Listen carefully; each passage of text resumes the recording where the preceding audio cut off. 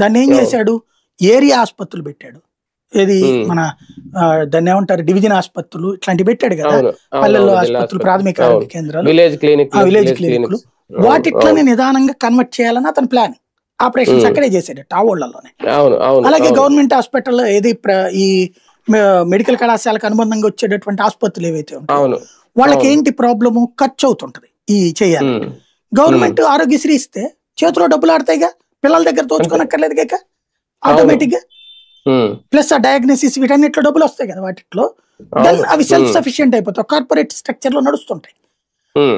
దాంతో ఆరోగ్యశ్రీకి ఇచ్చే భారం కూడా ఇప్పుడు లైక్ కేంద్ర ప్రభుత్వం గనక ఒక ఆయుధాలు కొనేటప్పుడు వేరే దేశాలోకి డబ్బులు ఇవ్వడం ఎందుకు, మన దేశంలోనే తయారు చేస్తే మన కంపెనీలే ఆ లబ్ధి పొందుతాయి కదా అనుకున్నట్టే, మన డాక్టర్లే మన ఆసుపత్రులే లబ్ధి పొందుతాయి, ప్రభుత్వ ఆసుపత్రులే, ప్రభుత్వ డాక్టర్లే లబ్ధి పొందుతారు, ప్లస్ హాస్పిటల్ విస్తరణ జరుగుతుంది అన్నటువంటి ఇతనే ఆస్పెక్ట్.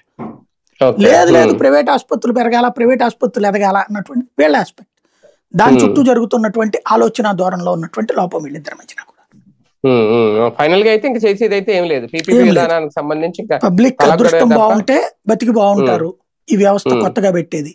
లేకపోతే గనక ఇప్పటికే ఈ సమ్మె సందర్భంగా పిహెచ్సి డాక్టర్ల సమ్మె కారణంగా గ్రామీణ ప్రాంతాల్లో చివరికి ఆర్ఎంపీల మీద మళ్ళీ ఆధారపడాల్సి వచ్చింది.